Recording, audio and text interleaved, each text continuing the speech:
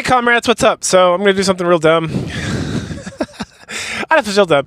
Anyway, so I was celebrating Brosgiving, and this is not some bullshit Friendsgiving. This is something me and a homie have been doing for some odd 20 years now plus, where we just get together. And it all started because we were both like on the East Coast, like the Northeast essentially, and we had no one else around, no friends or family or whatever in the area. And I was just like, I don't know what I'm gonna do. And he's like, hey, just come down and have Brosgiving with my wife, who's now his ex-wife.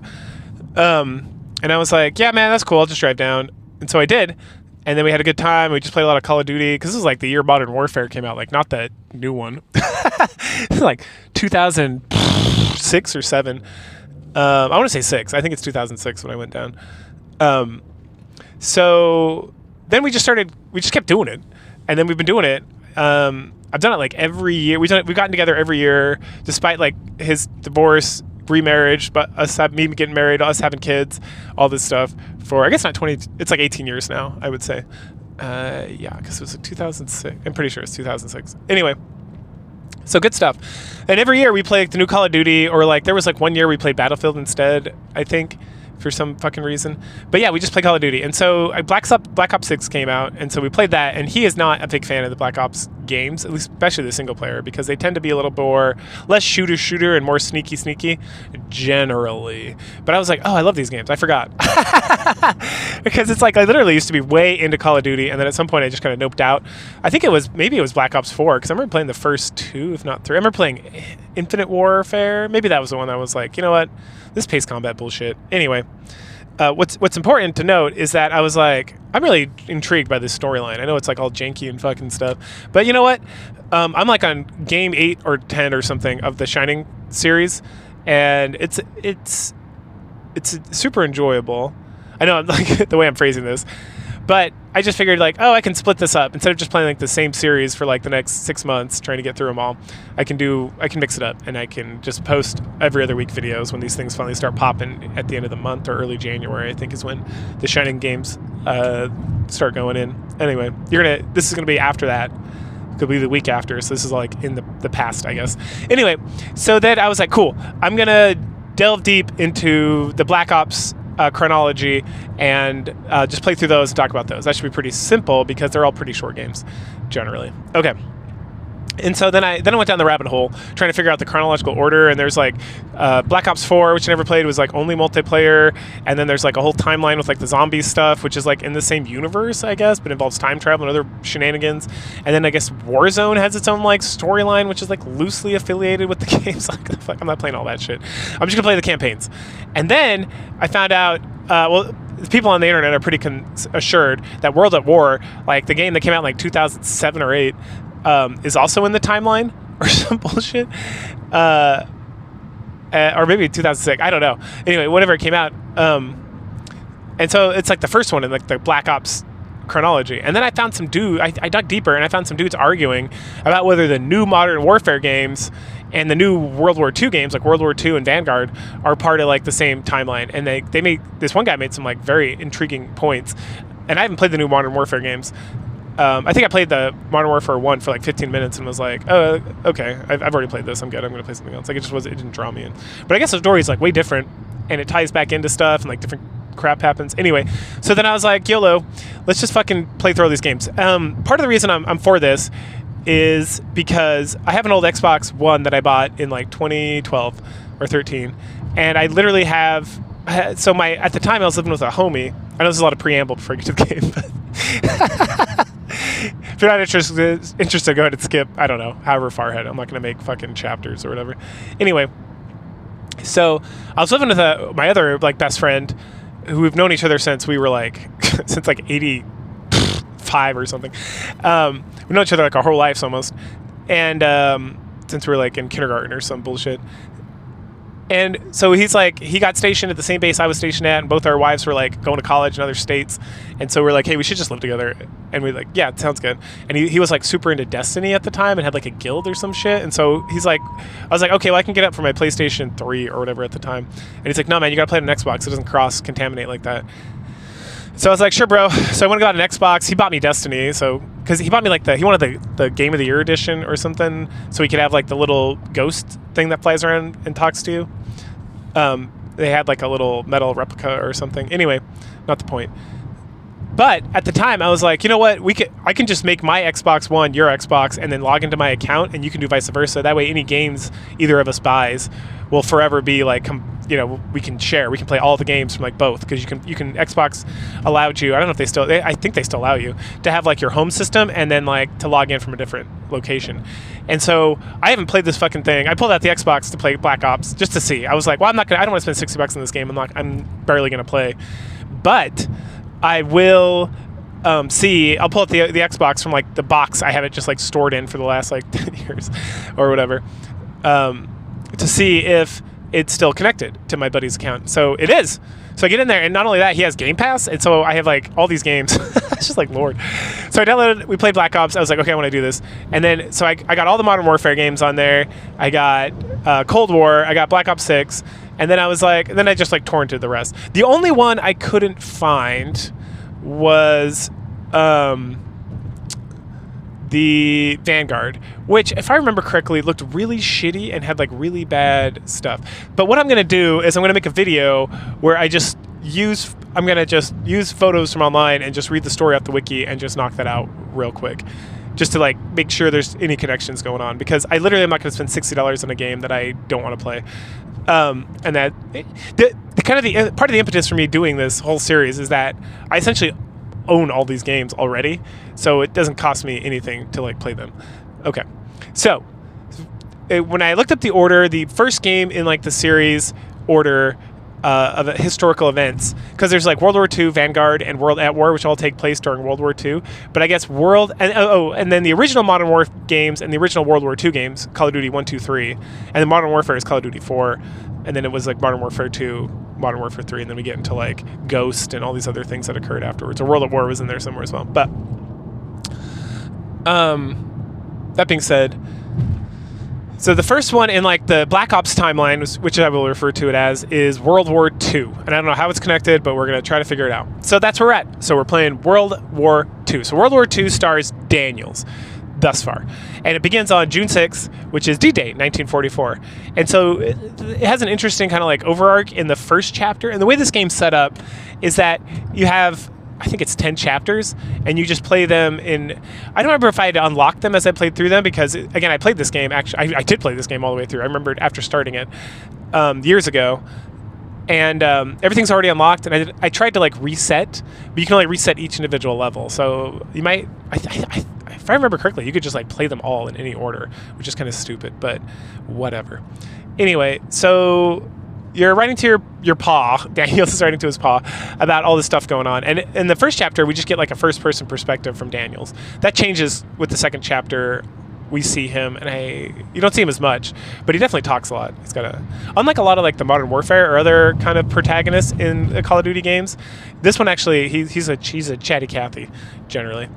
During missions, less so, but in like these like the side missions or in the kind of like story portions. Anyway, so we see a bunch of dudes. There's Zeusman, who's like your homie, who's like a medic, it seems, because he gives you medical stuff. There's Styles, who wears glasses, who he's here, and then you don't see him like much after this thus far, at least in the first chapter. And then there's Aiello, who's like the fire team leader. And then we meet Pearsons, who comes over. He's like a platoon sergeant. Yeah, he's the platoon sergeant. So maybe Aiello is a squad leader. Anyway, so Aiello and, everyone's like giving each other shit. And then Zeusman does like the thing from the knife trick on the hands from Aliens, Poetious. And that's when they're like, oh, we got to go to our meeting so we can drop and go to D-Day. And then Sergeant First Class Pearson, he's like, get the fuck over here, let's do this. And then Normandy stuff happens. Like, we're on those little fucking boats, and people are getting turned up, and we got to like hop over the side. And then I think it's Zeusman pulls us out of the water. And he's like, come on. And then we like shoot. And we got to jump over stuff. We rush to a seawall. We blast it open. We get into the trenches. We got to clear the trenches. We head up the hill. We got to clear out some more bunkers. And at the last bunker, we get jumped by some asshole fucking Krauts. And Zeusman saves us, but he gets stabbed real good in the side. And so then we have a cute little section where we have to like drag him to the CCP, which is Casualty Collection Point. And then we administer morphine when we get there, and then he looks like he's dying. And we're like, get a medic! So I don't think he is a medic, actually, but he carries unlimited first aid kits for us to use. And in this game, you don't heal automatically. You got to use first aid kits. which is fine. I think it's really trying to pull on that like first Call of Duty game, which is that's how they played like the first 3 actually, if I remember correctly. Anyway, so then after he gets a medic to come over and he's like, all right, man, I'm going to see you on the other side. Shut up, fucker. You're gonna be alive. And then our platoon leader, Turner, who we meet for the first time here, tells us that, hey, there's a cannon nearby that's taking shit out on that. We gotta bust it open and go. So we head to the cannon and then we got to defend it from the Krauts who are rushing it, and then we blow the shit up. And then as we're heading back to reconnoiter with the rest of our team and like get the establishment of the perimeter or whatever around the Normandy beach, we see Zeusman, and hey, he's doing all right. Nice. He's like, hey brother, I'm doing all right. And then a month goes by and Zeusman shows back up. He's got a gnarly scar and he's like, what's up, motherfuckers? We're like, yay, Zeusman. And this is the second chapter. It's called Marigny. It's not called that anyway, but it's the invasion of, or it's the capture and defense of Marigny, which is a major French town nearby Normandy. So this is like July 29th, 1944, I think. And so we start off and we head up onto these tanks and we head out and everything's fun. We're meeting Perez, my Latin homie, and we're like, yeah, blah, blah, blah, bullshit. And then some of these planes come by, the German planes, and they blow up a tank. We're like, oh, get the fuck off, run. It's like, hey, we got some intel that there's some flat cannons nearby. We gotta go take them and then shoot all these fucking planes down. And so, oh yeah, before we get on the tanks though, Pearson's like, hey motherfucker, what are you doing here? Go back to the casualty collection point or whatever. Or go back to the medics. And Zeusman's like, no, I got it, Sarge. We got this. And the right man, he flips him some shit. He's like, I'd rather have you be alive and be a stupid asshole than be dead or something. And then, okay, man, that sergeant's so hard on us. And it's pretty funny.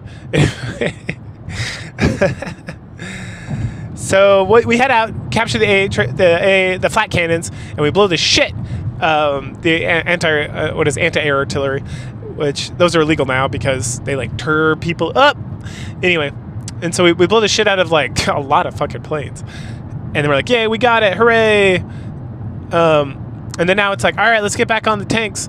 Oh wait, there's some tank killers nearby, which is like these kind of howitzer looking things. I can't remember what they're actually called in real life, but they're like little more artillery that's like ground-based artillery that shoots like cannon straight, like a cannon. It's a cannon, it's a fucking cannon. So we got to take out the crews for those, and so we go sneak around this berm and climb up on like a hill, and then we can see them, and then we get a sniper rifle finally, which is my favorite gun. I always roll sniper and shotgun if I have the option, because I like long distance and then shotgun to like for fun. It's like party in the front. So, what is that? It's like the guy wearing the suit and a mullet, right? It's like party, but it's the opposite. For me, it's like party in the front, business in the rear. So I take care of business with the sniper rifle, and then it's like party time. Take that shotgun and just blow the shit out of people. Anyway, I don't have a shotgun yet, which is sad, because they did have trench guns in World War I even, so I'm surprised there's not like any around. But we take care of that, and then we meet back up at the tank, and then we push through this area using the tank as like cover, and then everybody's like, yeah, we did it, we're awesome, it's time to take a chill pill. And then someone's like, Commander, CO's coming. Commanding officer is what CO stands for. So CO's coming, and then this like old man shows up, and I'm like, is that a lieutenant colonel? Nope, he's a company commander. The fuck? Like, most company commanders, by the way, if you're not familiar with the military, are like 26 years old. Like, I've been 26 in like 50 fucking years. Anyway. Lord. Anyway, so it's just awesome. So he rolls up, and he's like, hey, I need a squad to go rescue Charlie Company. And then Turner, our PL's like, a squad? Sir, blah, blah, blah. And he's like, hey, I didn't ask your fucking opinion, Lieutenant. Send him. And then he gets in his Jeep and drives the fuck back off. And then Turner's like, man, fuck that guy. All right, Pearson, take your squad. And the squad is like, squad's going to be many sizes. I was in charge of a squad for a minute, and there were maybe like 10 of us. No, that was the platoon. Platoon's usually much bigger than that, but I think my squad was like 6 people. And this squad seems equally sized, even though squads can be up to like 20 people. But I don't know. I'm not keeping track of like all the NPCs who aren't like the main crew of guys. So, all right, let's go. We get in the Jeep, and we drive the Jeep around, and we get like a little fun driving section, and then we hop in the back so Zeusman can drive, so we can machine gun people, and then we run into people and machine gun our way through Marinette and take it and rescue Charlie Company. And they're like, hooray, can we retreat now? And the Pearson's like, no, hell no, we can't. We're holding this city. And one of them's like, hey, the Krauts are like right on the other side of that wall, and there's a lot of them. And Pearson's like, again, I didn't ask your fucking opinion, Private. I told you, get some rest right here in the fucking ground next to this turned over table, and we're gonna start fighting at dawn. And that wraps up like chapter 2, I guess. So the next day, Daniels wakes up from a nightmare, and he's talking about he's had this nightmare multiple times. And Zeusman, who's currently on guard duty, starts talking to him about it, because Daniels is like, hey man, I'm up, I can take over. And Zeusman's like, no, I gotta prove to Pearson that I can do this. And he's like, man, you need to get some fucking rest, bro. And then Zeusman's like, so what about this nightmare you have? And then we go into the past. And Daniels, when he was a little kid, he's out with his brother, and his brother got attacked by a wolf. And Daniels had to like load up a rifle to shoot the wolf, and he was like so scared, he kept dropping the bullets and stuff. And eventually his brother took out his like Bowie knife or whatever and stabbed the shit out of that wolf, even though I got all jacked up. His brother's like fucking awesome. Like, I was like, damn. He's like pushing the wolf off with his hand, and he gets out his knife and he goes stab, stab, stab, and it's like, damn, son, good for you. And then he's so badass, he gets up, puts his cowboy hat on, covered in blood, his hand's all jacked up, and he walks over to Daniels and he's like, I'm sorry, I couldn't do it. And then he's like, the brother's like, hey kid, we're all scared sometimes. I guess it wasn't much of a nightmare, but that's the dream he has, and I guess it haunts him. But it was super badass. At this point, Pearson shows up, and he's like, all right, motherfuckers, let's go. And they're like, Roger, start. And at some point, Zussman pulls out like a Saint Mary or whatever. He's like, I'm protected by this, don't worry about me. And Daniel's like, I didn't know you people believe in that shit. And it's like, oh, he's Jewish, Zeusman, that makes so much sense. And then later on, we're like in a church, and somebody's like, hey Zeusman, y'all go to church? Why don't y'all go to church? And Zeusman's like, we go to synagogue. And like, what? So dumb. It's like people never heard of the Jews. Especially Christians. Goddamn. Like, if you read the Bible, you've read the word synagogue multiple times. Get the fuck out of here. Oh, man. It's like some shitty writing for this fucking game. Anyway, so we push the Krauts, and that's when we get to the church. We clear that shit out, which is, it's all pretty standard good stuff. As we head out, we see planes being shot down, and so like, we got to take care of that. And so Pearson, and remember, it's just our fucking squad, so it's like 10 people. So there's like the crew, like Styles is there for like a second. They're like, Styles, start taking pictures and come with us. And he's like, Pearson really loves me now, and that's the last time we see him. And then Alito is like around at some point. He gives us like a smoke grenade so that we can summon mortar attacks, which is cool in this level. I forgot to mention, sometimes every now and then you get like access to like buddies. Well, the buddies in your crew, like the main crew, like Pearson and Zeusman and Styles and Alito and Turner, who's the platoon leader. And then if you talk to them like mid-battle, they like do special things for you. So Pearson will like highlight enemies, and they're all on cooldowns. Zeusman gives you med kits. Alito gives you Turner gives you ammo. I don't think Alito. Oh no, Alito gives you the smoke grenades, and then I think that's everybody. Anyway, thus far, that's everybody. So, we clear the church of crowds. Then next is we're like, okay, we gotta help. So then Zeusman and I think Alito get sent out to take care of the flat cannons, and then Pearson, and then the rest, like just the two of them, and then like everybody else goes to like the tower of the church to like kill dudes while they're like maneuvering about. So that's fun because we finally get a fucking sniper rifle in this game, and I love that. So we use that. We're like killing dudes like crazy. It's all good, and then eventually they shoot someone blows up like the church tower is blown it up, and like one guy gets his head blown off, and of course everyone who dies is like red shirts essentially. And then another guy like falls, and we reach for him, but we can't grab him, and like the bells from the church are falling. We have to race down and race out of the church, and our leg gets caught, and another bell's gonna fall on us. We have to like roll out of that, and then we gotta like blow out of the church. And then right at the last second, we're about to get beat up or whatever, and Pearson like throws us out the fucking door and then dives out after us. And he's like, hey, motherfucker, do I look like I got wings? And you're like, no, Sarge. And he's like, that's right, I ain't your motherfucking... I swear more. I swear appropriately for how the army actually functions. This game really tones it back. I'm not gonna lie. He's like, I'm not your goddamn motherfucking fairy godmother, motherfucker. I lost 2 true soldiers. Goddamn. Let's go. And then it's pretty good. Not your fairy godmother. It's hella good line. That's actually excellent writing. That's like exquisite. Oh, sad. Lost a couple of random dudes. So now the rest of us have to charge the last gun to clear that so that we can take over Marigny and move onwards. Yeah, we just kill some dudes, and then once we get to the gun and we kill off like the people who are there or whatever, we summon some bombers, and they come and clear the fucking place out, and we get turned up too. We get like knocked back by the explosion because we're too close to it. But then Zeusman's is good. Everyone's good. Everyone's doing well. Everyone survived. All the important people survived. And then Turner's here. The fuck were you? Where have you been? You weren't here. You literally set the squad to rescue and secure this area. You weren't here. You were some fucking else. Whatever. He's here now. Anyway, he's like, good job, troops. That was some hella good soldiering. You guys are great. And then Pearson's like, hey, motherfuckers, do better. And then Zeusman, this is another excellent line. So the writing on this is kind of bad, but also hilarious. Zeusman, as Pearson's walking up, is like, man, we could bring that motherfucker Hitler's head on a silver platter, and he'd still tell us to like fucking get back to work. Oh goodness. Oh man. So a month later. A whole month passes by. We got Marigny. We're chilling there. We're having a good time. And then the British send the SOE, which they say is their special forces, but they seem more like military intelligence, to be completely honest. I don't know much about the SOE at all.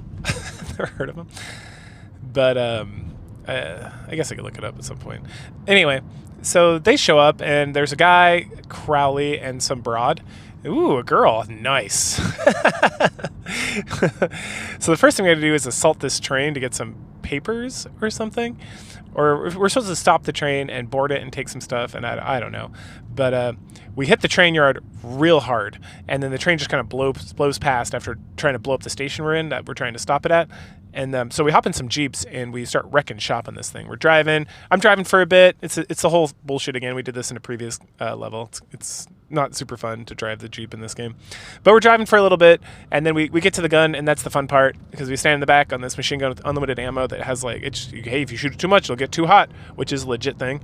And we just blast the shit out of Krauts as we're driving by. And then eventually, good old Zeusman, he crashes into the train with the car and derails the entire fucking thing. And somehow, we all survive. But we're about to get killed by a guy when this other lady, Rousseau, shows up. And she saves us. Fancy. Another broad. Nice. And she's a French resistance member. She leads us to her platoon. And that's when we find out her name's Madame Rousseau. And she has been working with the resistance for some time. We end up pawing the wreckage to get some papers. This happens off screen. We literally see an argument between Pearson, Turner, and Rousseau and Crowley about like the train and everything that happened and yada yada. And then we get like overtalk by Daniels, the main character, who's like, yeah, that broad told us to paw through the wreckage so we could find some paperwork to kill some old Krauts. Lord. 5 days later, it's time to liberate Paris. Rousseau tells us about her commitment to the resistance. She essentially lost everything trying to fight the Nazis, or the Germans, because no one called them Nazis at the time. Which I appreciate this game also doesn't. So the Germans, everyone's trying to fight so she lost her parents, and she lost her husband, and she lost her son. And so she's got nothing left but the resistance.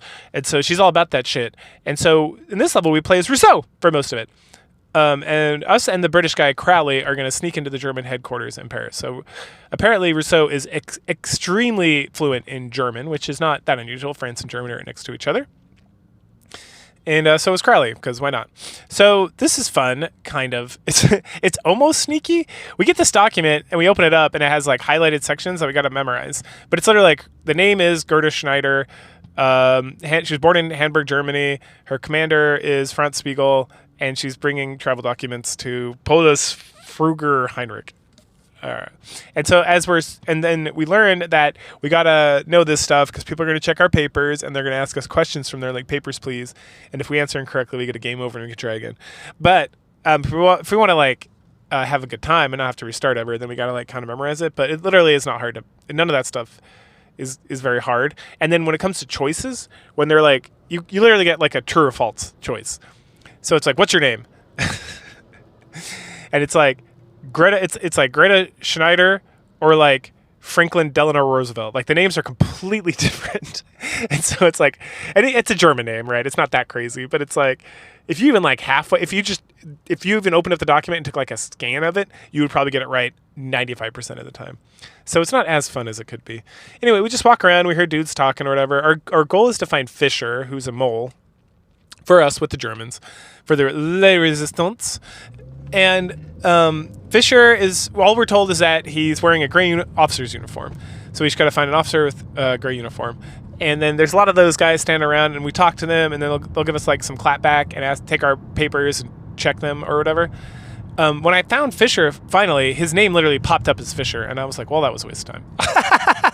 I could have just meandered about until it was like, this is Fischer, and I would have been like, okay, cool. Otherwise, it has like a question mark, and I don't know if it's just because I talked to all the other officers and he was the last one left, but that's what happened, and I was like, well, that was pretty boring.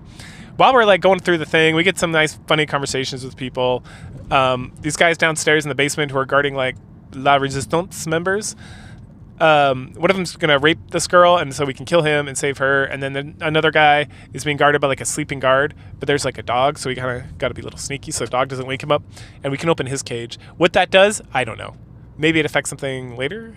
Anyway, from here, and the whole thing is kind of complicated. It's like, Fischer, maybe we search the whole first floor, and then it's like, all right, well, maybe Fischer's on the second floor. So we go up to the second floor, and there's a guy standing there, and he's like, you can't come up these stairs, like the main stairs. You have to go up the back stairs. I'm like, Lord Christ. And so then we go to the back stairs, and the guy's like, you can't come up these stairs either. And I'm like, please? Somebody told me I needed to go up there to deliver these papers to Heinrich. And he's like, oh, okay, that's fine. Anyway, I think you can also sneak through like the bathroom to get behind this guy. I don't know.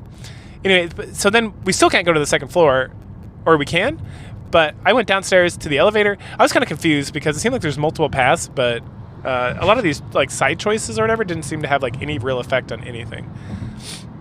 Eventually we run into Fischer, and he takes us to another room, and he's like, you came too early. I don't have the materials, the bomb, essentially. It's up in like the war room or whatever. I got to go to this meeting. And so you should come up too, and I'll give it to you there. But they're on like high alert, so they're not going to let you into that area. So you got to sneak around. You got to be like a sneakopotamus and get past all the checkpoints, because you'll get stopped at a checkpoint and they won't let you go. And I'm like, okay, cool. So how am I going to do that? I'm going to go up to the third floor, which is now open, which was not open before. And once I get there, I'm going to deliver the papers that I got from the train, which are the travel documents for Heinrich. So I go with secretary. It's like, he's not here, but you wait in his office. He'll come back in a minute. We go to the office, and we're just like putzing around. We see that they suspect Fischer and some other guy for stealing the bomb from the ammunitions thing, but they're like, there is some concern about Fischer because I guess he's got connections. While the other guy, they're like, no one gives a fuck about that guy. We can search him first, and then if he doesn't have it, it's most likely Fischer. And then we'll have like more evidence, question mark. Anyway, as we're about to like climb out the window to start moving around, Heinrich shows up, and he's like, hello, what are you doing here? And you're like, oh yeah, I'm here for your travel documents. Here you go. And he's like, have a drink with me. And then at some point, immediately you can tell this guy knows something's up, like the way he acts. And so it's very well performed and acted and written, because it's like, it's super obvious that this guy suspects everything, pretty much. So he gives us a drink, and then he chit-chats, and he's like, let's speak in English. I want to practice. I assume you know English. And you're like, okay. So he starts speaking in English instead of German. And then at some point, he literally grabs you and calls you Rousseau, and is like, I had so much fun when my boot was crushing the skull of your son. And then he like throws you to the ground to like presumably rape and kill you. But then he knocked like a statue off his desk, which had like a pointy tip, so you can grab that and you stab him. You stab him real good, like multiple times. And apparently he locked his door because his secretary is trying to get in, being like, hey, I heard a noise. Are you guys okay? At this point, we BDFO out the window, and we climb over to like next building, climb in there, move around a little bit more, and then we find Fisher in like the war room, and we immediately like, oh hey, and he's like, hey, get this thing and get the fuck out of here quick. And so we switch the cases, which is just in time, as the SS, I think, or the Gestapo. They said they were the Gestapo. So the Gestapo, the secret police, show up, and they're like, Fisher, you're under arrest for having a bomb. And he's like, what the fuck are you talking about? I don't have no bomb. And they grab his case while you're like standing there with the actual bomb, and they open it up, and they're like, it's empty. All right, well, we still need to go question you. And then they meander off, and I'm like, and then someone's like, hey, you shouldn't be here. And I'm like, right, got it. And so we BTF out of there, like doo. And then we head downstairs. We run into Crowley. We tell him what happened, and he's like, all right, you got the bomb, good, let's go. And then he passes through a checkpoint, and then we go past through the checkpoint. But the guy at the checkpoint's like, I need to see your luggage. I need to open it up. And so we set it down, and then Crowley comes up and stabs him in the back of the head and then drags him to a different room. Poor Hans. Anyway, so we follow him in, shut the door, and then he's like, all right, you gotta put a bomb in the front and the back, like the north gate and the south gate. And we're like, cool. And then we get like a little sneaky section, which is fun. So we can hop down, and we try not to get seen, and we crawl under stuff, and I put the first bomb, and I kill some dudes with my like sweet ass like sniper pistol with a silencer. And then we work our way to the north gate, blow that, and then as soon as we set the second bomb, it's like, all right, it's up to you guys now. And then we go to Daniels. Daniels is like, Sergeant Pearson, I really gotta kill this. Wait, I gotta get my voice. Sergeant Pearson, we gotta go kill ourselves some krauts. And Pearson's like, Daniel, shut the fuck up and wait for the bombs. Pearson's so cool. Anyway. So the gates blow, and we push ourselves. We just push and kill a bunch of krauts, and we push our way all the way into the barracks. And then we get in there, and they got the place taken over with like our crew and like their crew and like their La Resistance members from the inside, I guess, and Crowley and Rousseau, and everyone's like, awesome. And then Crowley's like, all right, well, the Germans are gonna come and attack us, so we gotta like bunker down and make sure they don't take this place back over, so we can free Paris. Our defenses begin with clearing out the actual inside of the building. So when we first arrive, we cleared out the outside, we clear out the courtyard in the middle, and then we have like the surrounding area, and it's time to clear that shit out. So we breach inside. Someone gives us like a sweet ass shotgun. This is the only time I've seen this shotgun, and then after this it's gone, and I'm very sad because it is hella sweet. And then we go back to having that like shitty like 2-bullet shotgun thing that we get on occasion. Just kind of terrible because you have to be real close. And then also you have to, you only get 2 shots. So we breach in, we kill a bunch of krauts, we head upstairs, we kill some more krauts, and then we get to this little like blown out part. I don't know why it's all exploded. Maybe because it was by the gate and it just got caught up in the explosion. It's a pretty intense explosion. But there's like a light machine gun, and there's a sniper rifle, and you're like, oh, obviously I see what's going on here. Also, we get access to Molotov cocktails for the first and possibly only time in this game. So we got those. That's cool. The Germans are they rallied, and now they're coming back, so we got to stop them. So we just like kill, fire, throw Molotov cocktails. At some point, like some APCs come up. Is that what they're called? Some personnel transportation trucks with like some machine guns on top, and then we have to get a Panzerstreifen or whatever it's called and blow the shit out of that. And then finally the Germans leave, and we kill some more, and it's like, hooray, we fucking did it. And so we rally back on Turner, and Pearson's, you know, a sourpotamus, as all good Sergeant First Class infantry guys should be. He's like, what was everyone celebrating for? The war's not over yet. And because the French are like celebrating and drinking in the streets and kissing their girlfriends, and they're like setting off fireworks in the sky because Paris has been liberated. And he's like, oh, the war's not over. And then Crowley, the British SOE guy, is like, come on, mate. I can't do a British accent. Oi, mate, let them celebrate. And he's like, rah, rah, rah, rah, rah. Good stuff. So a couple months go by, and now we're in Germany, specifically Aachen, Germany, and we're pushing in to the Germans. And Turner flips out. Oh wait, hold on. First of all the dudes are like fucking around and carrying stuff and just kind of joking with each other and joshing. This is like Styles, Aiello, Turner, and not Turner, fucking Zusman and Daniels. And then Daniels gets a letter, and it's from his girl, and they're like, oh, this is it, I've seen this before, she's breaking up with you, dear John letter, fuck you. And he's like, and then one of the guys, I think Styles, who's kind of like a nerd, he's like, oh, it's like Schrodinger's letter. If you never open it, she never broke up with you. And he's like, I can't deal with this right now. We got to like push into Germany. Like, I'm not in the right state of mind. So I'm just going to assume this is a good letter and I'll open it later. And he puts it away. And it's like, bravo. Then Turner comes over and he's all super pissed off. And he's like, what the fuck are you guys doing? You got to take this seriously. Something. And all right, LT, calm the fuck down. Jesus. Then we fade back in, and we're in the midst of a crazy battle where we're getting overwhelmed. We're in Aachen, and we're getting shot up, and we're hiding and shooting back, but it's like, oh man, we need some support. We need some serious support right fucking now. So Pearson, Daniels, Pearson, Daniels, and I think Zeusman, we like race to like this other building where we have our radio or like our telephone, and we call in the tanks. Perez, hey, it's Perez. Perez is still around. And we're like, hey, Perez, we need support right fucking now. And then Perez is like, Roger. I mean, we're going to leave our flank open, but you are first platoon. And you are saying, like, Jesus, so dumb. It's like that. That's how this works. That's how any of this works. You don't just call in some other asshole unless that guy's already like set up to be support for you and under your command. Anyway, and maybe the company commander. Anyway, I don't get into it too much, but it's like, I just like they had no military specialist advising them on what to do. They just like were assuming a lot of shit. Anyway, so Perez is like, all right, fuck it, whatever. You're not in charge of me, so I'm gonna come help you out. So he gets in his tank, him and Rasputin or something, and they start tanking it over. But then we run into a German tank, and they are Rasputin, damn, and he gets blown the shit up, and we're like, oh no. And so we have to like have some tank battles, which is cool. And we end up killing like 3 tanks. Like we kill the first tank, and then we see another tank. We're like, fuck this, let's go. And then we go, and then we run into like a Tiger tank, which is pretty impressive, I guess. And then we run away from that, so we have to kill both those tanks. Once you kill those tanks, then we clear a hill, and then it's murdering time because it's a tank versus a bunch of dudes with machine guns. And so we fuck them up, and we get to Daniels and crew, and there's another tank that shows up, but we're like on a hill, and the tank's like down below, so we just blow the shit out of that as well.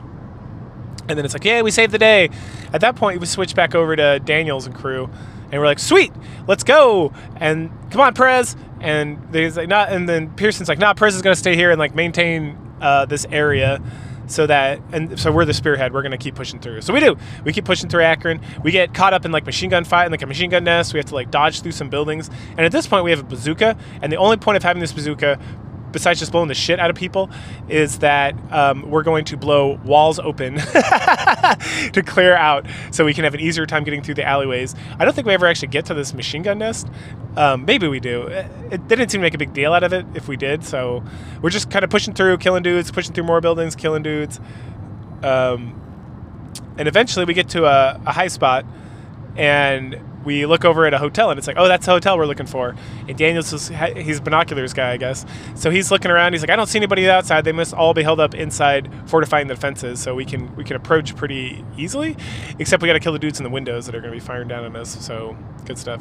So we head there next. We get to the hotel pretty easily. We got to kill some dudes to get over there, like cross the bridge and shit. But once we're there, once we kick in the door, it is like we meet up a second platoon who's just been like around, I guess. And the lobby is a hot mess of a fight. And so we're kill, run around, kill. There's like a ton of U.S. troops and then who are doing nothing because the AI in these games is shit, and they do nothing to help you, even on rookie level. And then the Germans aren't very good either because their bullets are made of, I don't know, plastic. So they like kind of wound you theoretically. I mean, I was playing in like a real difficulty. I'm sure they would do a lot more damage, but still. So we clear out the first floor, and then second platoon goes up to the second floor to clear out some more krauts, and then we are assigned to head to the basement. So we head to the basement. It's all dark and shit. We pull out our flashlights, and it's scary. And then someone's like, I hear a kid. Lure him out with candy, Daniels. I'm like, this isn't creepy at all. So Daniels pulls out some chocolate he had from his like MRE, and is like, hey, come here. And this little girl like runs out and is like, chocolate! And this woman's like, no! And she's got a rifle, and she's German. And our guys are like, hey, put that shit down! And then she starts expressing that like they don't have food, and they're tired, and they don't want to be a part of this or whatever. And so then Turner and Pearson get into like a bicker about saving the refugees or not saving the refugees, and like the mission and like the hotel and all that stuff. And then on our way over here, we ran into like a truck, and Aiello, because he's Italian, so we somewhat offensive because he's Italian. Oh, at some point he says, hey, I can hotwire that. And then Turner's like, of course you can. I have no doubt that you could. And I'm like, hey, game, go fuck yourself. Now, as a Sicilian American, do I know how to hotwire a car? Yes. But fuck you too, you racist white man. Anyway. Oh, Lord. So we head back out. We have to kill some more guys who have shown up in the lobby because, of course, we went downstairs, second platoon went upstairs, and we just left the bottom floor completely unguarded. So it's full of crowds. So we kill some crowds, we get outside, we kill some more crowds. There's a truck. Aiello hotwires the truck, but while he's doing that, we have to have a rocket launcher battle. Yes, there are 3 or 5 guys in these like buildings surrounding the truck who have rocket launchers, who just continually fire rockets, and then I have to use a rocket launcher to fight back, and then in like a personnel transportation vehicle shows up and I have to blow that, or 2 of them, and I have to blow them up with the rocket launcher. Like, it is so ridiculous.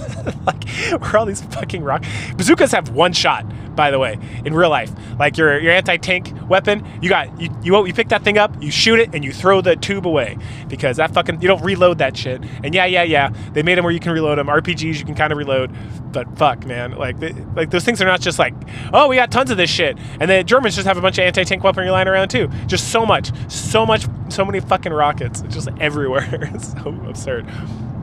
At that point, we drive over to the front of the hotel, and then all the refugees are out there except Rutro. Anna, the little girl who we seduced with chocolate, is not there, and her sister's freaking out, and it's like, oh no, and it's like, fuck, and then Pearson and Turner get into another fight, and then it's like, Dad, just go downstairs, go in there and get the girl, and I'm like, oh fuck, why is this such a big deal? We cleared this place out twice now. Nope, no we didn't. So we go back in, and we open a door to get to the basement, and there's a guy there. So we fight him, we lose our gun, we punch, and then we kill him, and then another guy shows up, and we fight that guy, and punch, and kill, and then 2 more guys show up, and I slam the door to the basement, and I roll down the stairs, and I could have sworn to God I got shot, because I'm standing right in front of the door, and the guys shoot the door up, and like pieces of wood fly everywhere, and I like fall down the stairs. I'm like, well, that's Anna Daniels. Au contraire. It is not. So then we have to go around and we have to like whistle for the girl. This part really sucks. It's just boring and long. So we whistle for the girl, and eventually we find her at the very back of the basement, of course. Why else would I look anywhere else in one of these fucking games? And she's all like, ooh, and we're like, get over here, you dumb bitch. And we pick her up, and she's got her teddy bear, and then the Germans are there, obviously. And so now we have to sneak. And so we have a stealth mission, which... it is what it is. So we stealth around a little bit, and then eventually we get we get almost to the exhibit. Some people are coming downstairs, so we hide in like a side room. But the little girl drops her teddy bear in the door. Oh no, we can't shut it all the way. Oh no, these Germans are standing right outside the door. They're chit-chatting, and we're like holding the girl's mouth shut because she keeps freaking out. And then they all leave, except one German's like, hey, what is this shit? And he bends over to pick up the teddy bear, and someone's like, hey motherfucker, what are you doing? Let's go. And he's like, right, sorry. So then we give the little girl her teddy bear back. And we climb up to the lobby, and there is like a fucking, like we did nothing. Like we have done nothing here. Like there's the tons of Germans and tons of Americans. They're having a whole brand new battle in this lobby, and so we can't fight. So, which is like the sensible thing to do. We have to like hold the little girl and like hide while people are dying around us and getting blown up and shot and all this shit. And eventually we get outside and we rush around, and it's like, all right, Germans, get in the back of this fucking truck, Jesus.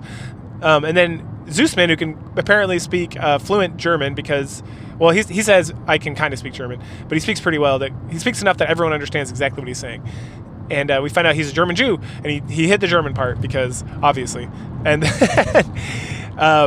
so he finds a guy who can drive the truck. He pulls him out, and then there's another attack. So we kill those motherfuckers. Oh, first we have to like clear the lane. There's another battle between Turner and Pearson about why the fuck are we doing this? What's the point of this? And it's like, no, we're gonna get them. We're gonna clear it. They can take the truck and they can go hide somewhere. And so we clear the lane, and then it's like, all right, get in there and drive. And then some more guys show up, and we shoot them. And Rutro, the sister, not Anna, the one we rescued, but her sister, who'd been protecting her this whole time, she's dead now. And then everyone's like freaking out, and then Pearson like slams the door on the Germans. Is like, drive the fuck out of here. And they drive off, and then Turner's like, what are you doing? And Pearson's like, I'm doing the goddamn mission, you asshole. And then they start yelling at each other again, and then it fades out because like the end of the mission. And then Daniels his inane commentary at the end is like, things between Turner and Pearson was getting much more hectic and wild. Like I don't know how much more longer they could like handle being around each other. Apparently long enough, because it's been a month. So a month later, we're still kind of like sitting around, in eastern Germany, and it's time to start pushing forward. And we're in this forest, which is like the fields of death or the factory of death or whatever it's called. And because it's like it's a valley forest, and there's just artillery on the other side. And so for us to get through, we have to like sneak through here and destroy the artillery. So the tank squadron can or the tank column, I think they have like a lot of tanks. They keep talking about Perez and like the many tanks can get through here to start attacking up into Berlin and whatnot. So we got to go destroy the artillery. And so we get told that's the mission, that's what we're going to do. But first things first, I got to, for some fucking reason, I personally, Daniels, have to go take an MRE up to a guy who's just like on Overwatch. So we go up there and it's like, how are these guys looking? It's like, man, they never stop firing into the forest. And I was like, that would be the end of the forest if that's what they were actually doing. But okay, sure, why not? Whatever, fuck it. None of this matters. So we take a look, and yep, you bet it. They're just like bam, bam, bam, bam, bam, bam, bam. And I'm like, that's not how fucking artillery works either, but whatever. Also, before that whole thing goes down, we get the commanding officer chewing out Turner and Pearson.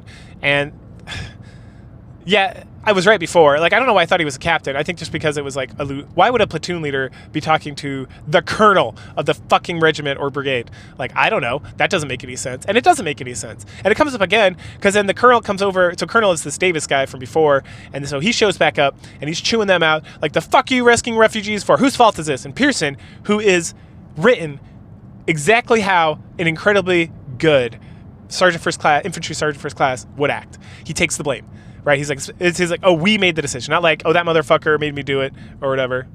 And it's just like, once again, Pearson is hands down the best part of this game from a story perspective and from a character perspective. Like, he is so good. And then Turner tries to take the blame because it is actually his fault. But the colonel's like, I don't give a fuck whose fault it is. You need to listen to orders. You need to do what you're supposed to do. This is like go time, you motherfuckers. Like, listen up. So that's good stuff. Let's see, where was I? Oh, anyway. So the boys leave. Oh, okay. The other thing we find out is that so after the delivery of the food, right?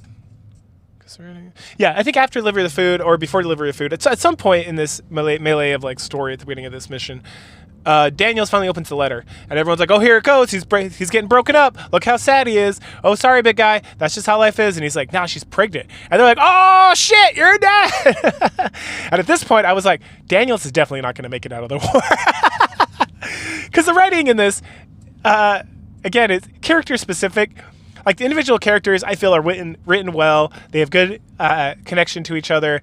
I feel like everyone is like appropriate. The only besides like the actual military aspects of it, like, I like all the characters. They're written well. They're acted well. They do a good job. Now, the overall story, some of that shit is like so cliche and obvious what's going to happen, right? We all knew, and in fact, the fucking name of the mission, the last mission with the French lady who dies, or the German lady who dies, is called Collateral Damage. Like, it's like, here's a flag, wave it before we start the story so everyone can know exactly what's going to happen. Like, okay, well. Right. And then you're like, oh, he's a father now and he's not going to see his son or some bullshit. And you're like, oh, this motherfucker's dead. Like, there's no way he's making it through this war. And honestly, like I said, I played this before, but I don't remember. But at this point, I'm like 85% sure he's going to die at some point, because it's sad and that it's easy writing, and the writers are not super great. They're good at writing characters, but the story overall is just not that good. Anyway, so they leave him alone to like masturbate to the picture of his girlfriend or whatever, because then they wake him up and they're like, hey, Turner says it's time to go. So we wake up. Okay, I'm sorry, I'm checking out my notes now. That's when we deliver the food and see all that shit. And so our first mission is to meet 2nd Platoon down by the river, because we gotta coordinate our attack or something, or hold the bridge or whatever. So we head down, nothing really much happens. We get to the bridge and it's like, all right, take these mines and set them all over the place. We got to defend this place. And someone's like, hey, sir, I thought we were going to go kill the artillery. And he's like, yeah, we got to stop this. We got to fucking protect this bridge first, motherfucker. Do what I tell you to do. And it's like, all right, chill the fuck out. Well, bro. And then after that, we're going to go assault the hill to take care of the artillery. So the bridge battle is like chaotic as shit. And I didn't know what I was doing. I just kept throwing like landmines and grenades around. And then at some point I just started picking dudes off. And then there was like a tank. So then, yeah. And so then we had to find like 500 more rockets to destroy that. So that was cool, I guess. And then they run off and there's like a smoke screen part of the battle. It's pretty intense. Pretty good overall scene of the situation that was going on. And okay, so once we clear that out, 2nd Platoon's going to do something. And then we're going to do something else. And part of that something else is we're going to split up. So I go with Daniels. Daniels goes with Turner and Styles, the nerd with the glasses who likes to take pictures, who I've yet to see take a single picture after it was mentioned once in the very beginning of the game. But anyway, we're heading through like this forest, and it's like, oh, there's some mortar guys over here. Let's take care of them. So we go and like kill the shit out of them. After we do some more sneaky action, and then we're walking through the forest, and ruh-roh, it's a trap. So there's a bunch of red smoke that gets tossed, and then the artillery that we're trying to go destroy starts blowing the shit out of us. And it blows us to shit, and we run, and it blows the shit out of us so much. And we don't do anything you're supposed to do. Like artillery, when it lands and it explodes up. And so what you're supposed to do is when you hear the artillery, because it can only fire, like the artillery here is firing like constantly, which is absurd. That's not how fucking cannons or any of that shit works. But the proper way to deal with artillery is the second you hear it, you're supposed to hit the ground because it explodes upwards. And it hits the ground and it explodes in a very small spot, and then it shoots up. Like the explosion goes up, and that's what like can suck the oxygen out of your lungs and kill you or just blow you to pieces. And honestly, if you're running and you get hit, it doesn't matter. So as soon as you hear that whistling from the round coming close to you, you hit the ground, and then as soon as it explodes, you get up and run, and then you just keep doing that, right? But these guys are just running like chickens with their heads fucking cut off all over the place. Anyway, so we get blown up a little bit, and then Daniels is like laying there feeling sorry for himself, and then he has a hallucination about his brother Paul, and so there's definitely like more shenanigans there. I would assume Paul is also dead, and that maybe the wolf actually killed him, and the story he told is not true. Or maybe he shot his brother by accident while he was trying to shoot the wolf. I feel like there's more to meet the eye there. I could be wrong. I don't know if these writers are that like competent to write something like very horrific and like surprising like that. Like nothing has been surprising in this game thus far, but maybe they are. Maybe they'll surprise me because again, their character writing is on point. But he tells us to quit being a bitch, get the fuck up, and kill some krauts. And we're like, all right, let's do it. After Daniels pulls his ass up, he finds a pistol on the ground. Also, Brig. You remember Brig, everybody? I don't fucking remember Brig because he never came up before this, but Daniels is real sad that he's dead. Man, the storytelling in this game is all over the fucking place. I'm not going to give a fuck that a random soldier is dead in World War II if you introduce him to me after he's already dead. Learn how to fucking write the story. But, again, reiterating, and it comes up in this this level, the character development and writing is on point. As the kids would say, the character writers are cooking, and they continue to cook in this level. So then we also see a paratrooper, which again is like, what the goddamn game? Like the fuck? This is the middle of a forest in a valley in a mountain area with artillery. No one paratrooped into here, and if they did, there'd be many of them. The part of this battle that we're looking at, goddamn, I don't know, I hate this so much. I think it's the big red one, which is First Army, because they all have the red one on their helmets. Now, from my recollection, the big red one, and don't quote me on this. This is I am less. I really don't give a fuck about World War II history. So you serve in the military long enough, and you just exist. And I do like history generally. So, but from my recollection, the big red one was not in Marinay or in this area during this time. But fuck it, whatever. Not a big deal. Eventually, Daniels finds his way to a bunker. At this point, we're supposed to be sneaky potamus. There's a lot of guys. We have to kill like one dog because it comes rushing at us, and we kill that dog, and no one seems to give a fuck about that dog or the bullets. I guess we're in a war zone, so kind of like whatevs. We sneak around, and eventually we get to this bunker, and it's Turner. Turner's all right, good. And then Turner like kills some dudes while we like hide out in the bunker because he's like, go get the door. And I go to the door and I can't open it, and then I come back, and by then it's like Turner's like scared off all the krauts, and he's like, all right, let's go. And now I can enter the door, and I was like, fuck you, game. We continue to kind of push through the forest. We rescue another guy. There's like a sniper that almost kills us, and then we sneak up, and there's one of our guys. He's injured on the ground, so we drag him to safety, and then we go inside and get a sweet-ass shotgun, kill the sniper, get a sweet-ass sniper rifle, and now I'm ready to go, because that's my favorite loadout for Call of Duty is shotgun and sniper rifle. In fact, most first-person shooters, that's my favorite loadout, because I love sniping. And then, sometimes you gotta get in deep, and that's what the shotgun's for. I don't like this medium-range combat bullshit. It's either right in my face, or as far away as humanly possible. All right, so then we find Styles. Styles is with the rest of the like half of the platoon that we're with, and they are trying to fight for this mill. And the mill is where we're gonna. This is like the point where we're supposed to meet up with Pearson and Zeusman and those guys, and Ailo, to then take Hill 495. So then the rest of this mission is just us fighting through the mill, killing everybody, taking the mill, then defending the mill. And at that point, it's like, all right, cool, let's hang out and wait for Pearson. And Styles is like, you don't think Pearson's the kind of guy who's gonna like roll in here, see that we're not here yet, and be like, fuck it, let's go? And Turner's like, nah, he wouldn't do that, something, and then he kind of storms off because he's mad. And then Styles is like, hey, did you hear about what happened in Kasserine with Pearson's other group? And like everyone died. And then it's like fade to black. And then we get another like another screen, which is like there's always like a screen at the beginning and the end of every mission where Daniel's like just says some nonsensical bullshit. And again, he essentially says the same thing he was saying at the beginning of this mission and the end of the last mission, that Turner and Pearson are really having a hard time getting along. And it's like, no shit, Sherlock. The next mission starts off with us hanging out, and finally Turner's like had enough waiting. He's like, we gotta go. I don't know what's taking this motherfucker so long. And then Styles kind of gives me a look, so clearly we had like a conversation about me bringing this up. So Daniels asks about Pearson and about, he probably went ahead, and then also brings up this Kasserine thing. And then Turner, who again is excellently written as an LT, as a young LT, mentioned he talked essentially he has this whole like kind of monologue. It's not very long, but it's the TLDR is war as hell. And his line's so good. What was it? It was, hey man, someday you're going to be leading your own squad or your own team, and the thing you got to learn is with decisions in many situations in war, there's either bad or worse.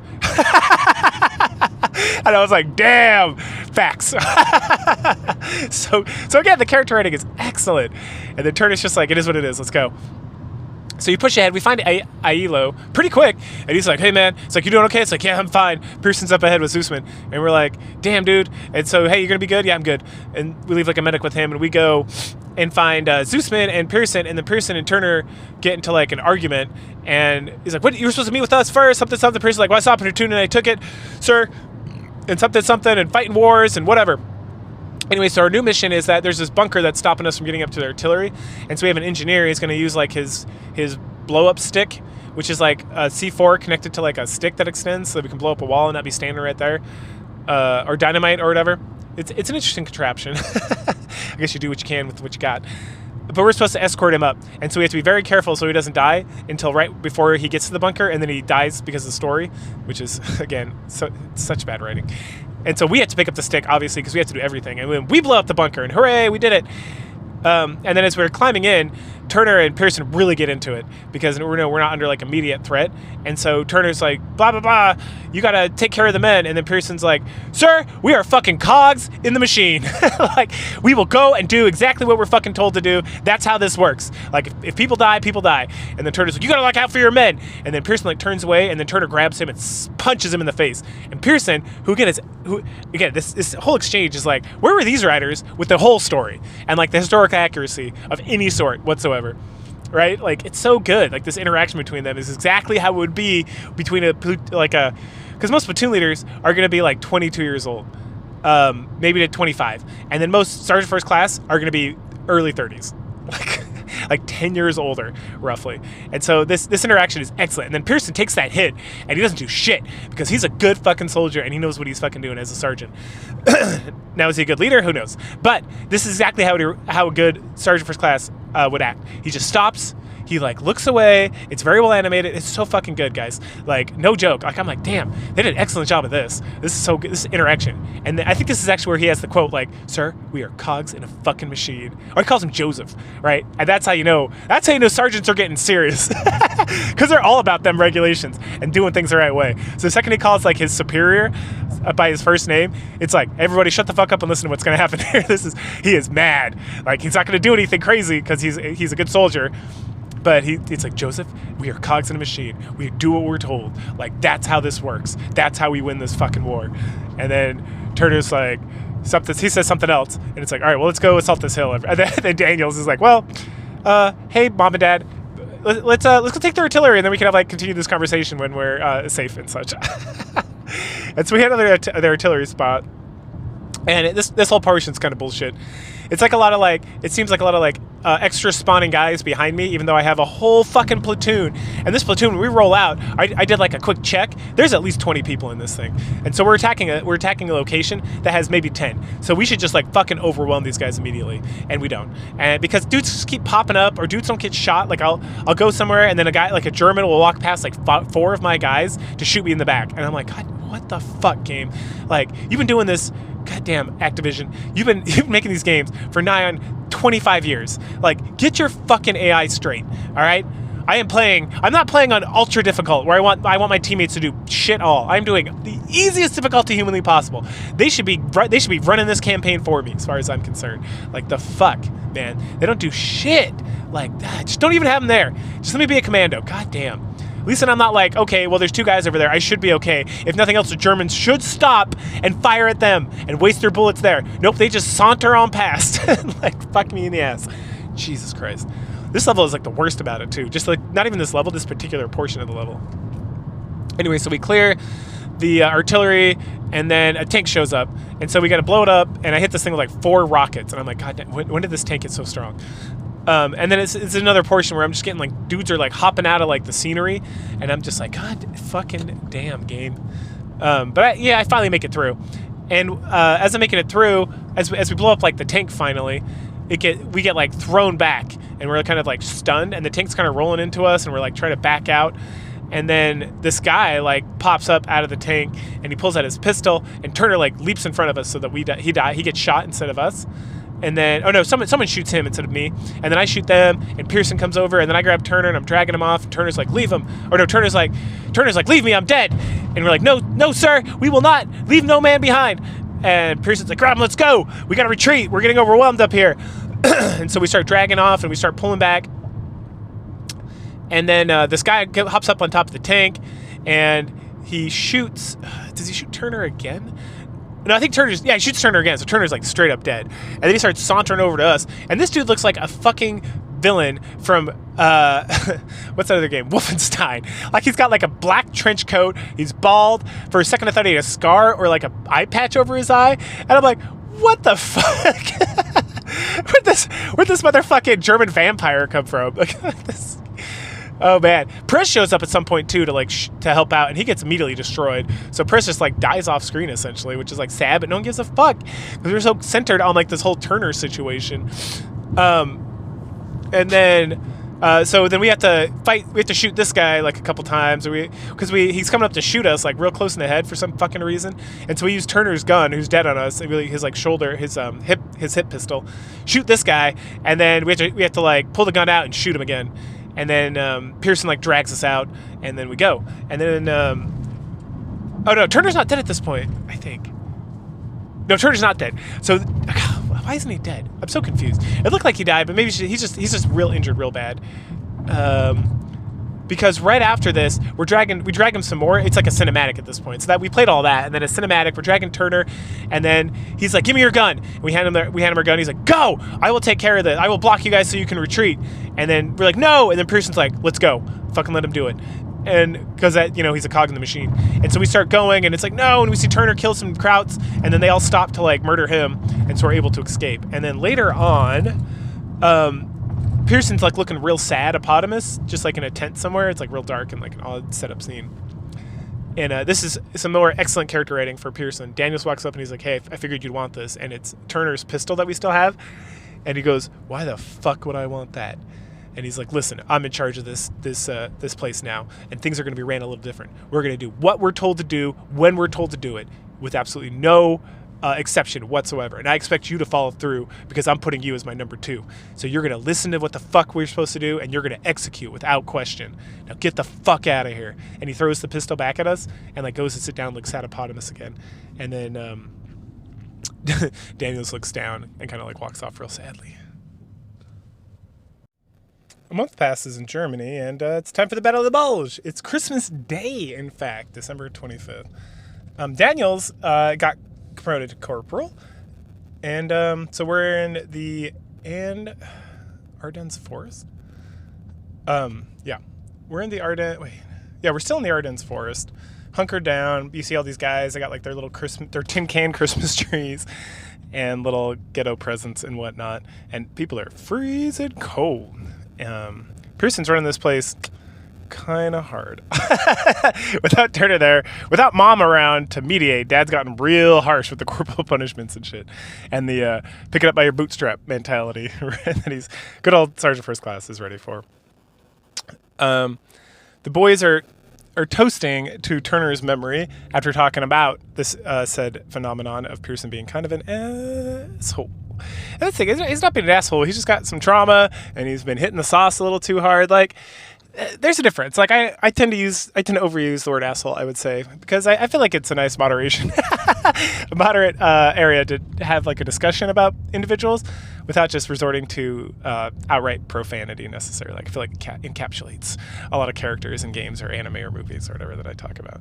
But he's not really an asshole. He's just being like, he's like a trauma survivor. He lost a bunch of men. He just lost like his lieutenant that he served with for 6 years. The fuck? That's not how this works. What? Did they really say they served together for 6 years? That is not accurate. I don't know. I didn't serve in World War II, but I gotta call shenanigans on that. That's some bullshit. Like, how are you a lieutenant serving with a sergeant first class for 6 fucking years? Unless you both came up together, like you're in the same unit, and he was a sergeant in the infantry. They promote fucking fast, even back then.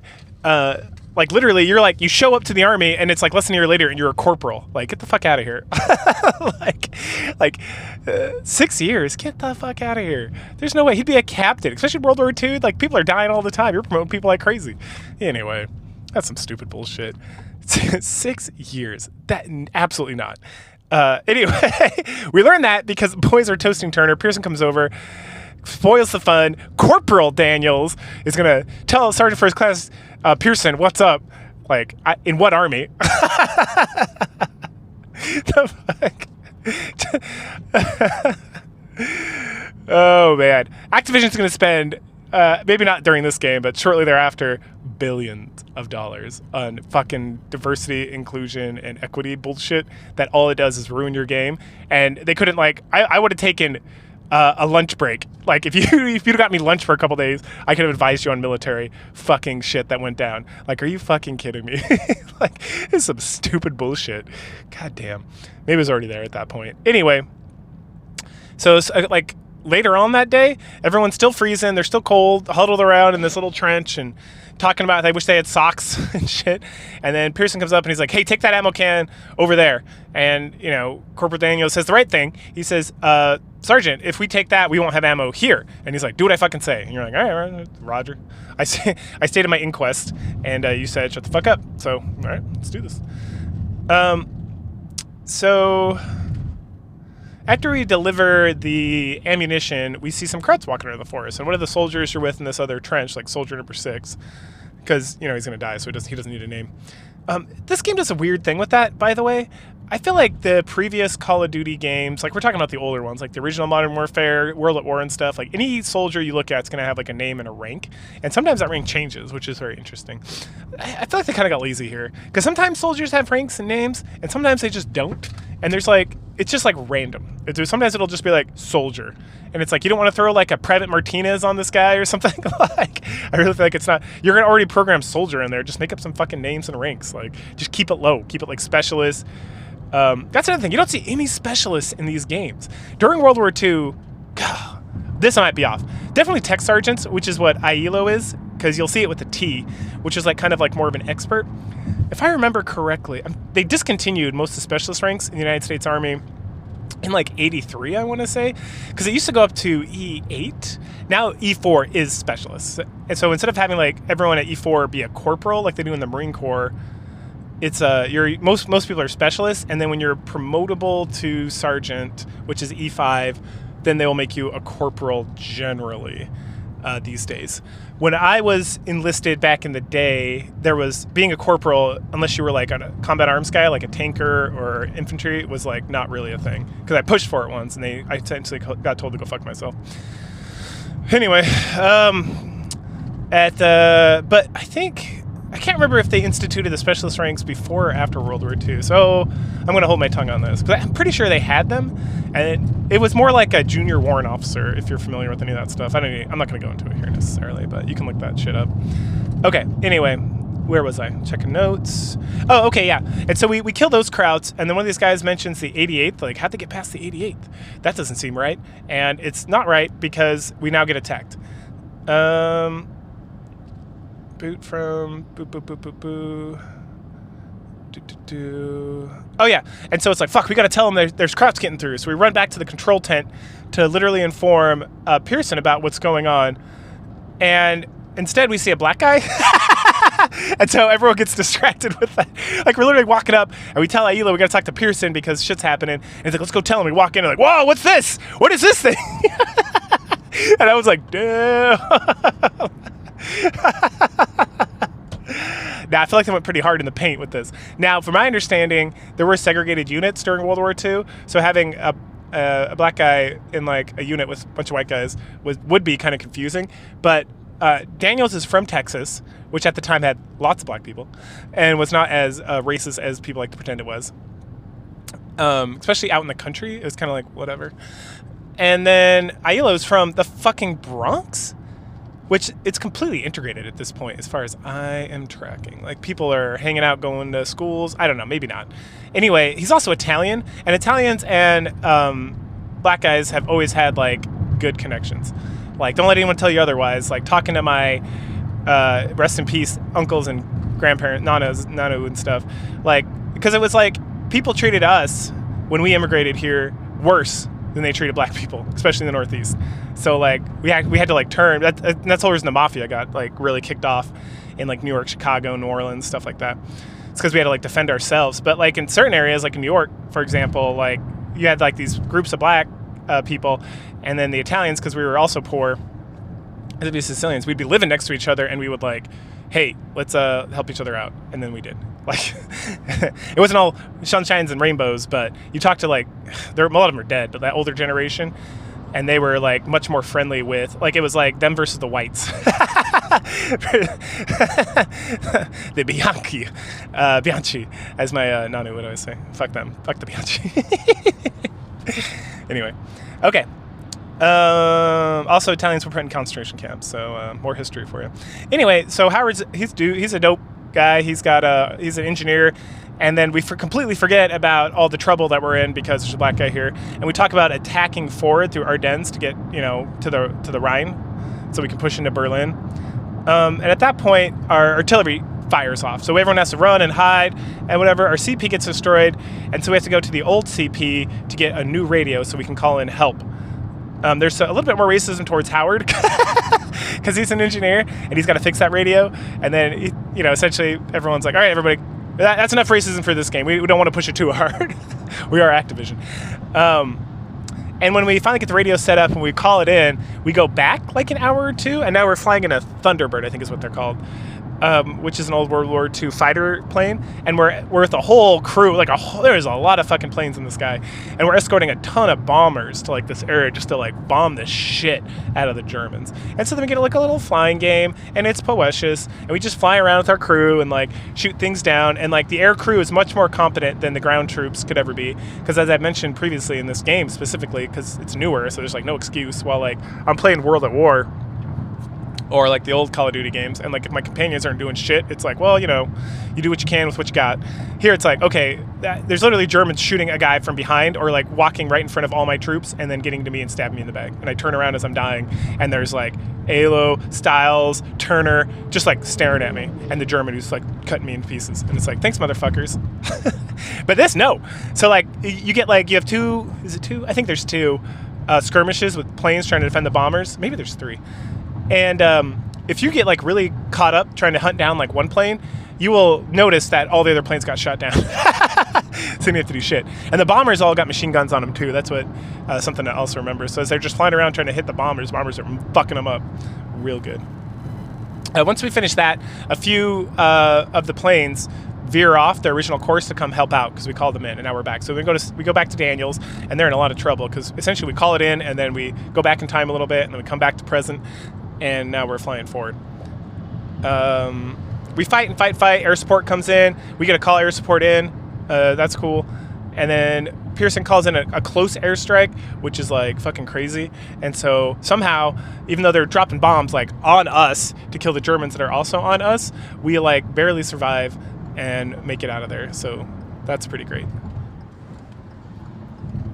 Okay. Then we survive. We save the convoy. Okay, so then more time passes, or no, then we it's time to process the crowds. A couple days go by. We're still in Ardennes, and Pearson is still a bit of a cuckoo. He's been drinking some more. One of the German prisoners, we're like escorting the German prisoners, and one of the German prisoners asks for water. Zussman, who speaks German, chats with him for a second, gives him some water, and then Pearson comes up, knocks the water out of his hand, screams at him, and then the soldier like hits Pearson and runs, and we're like, oh, ruh-roh. And so then we chase after him. We chase him down.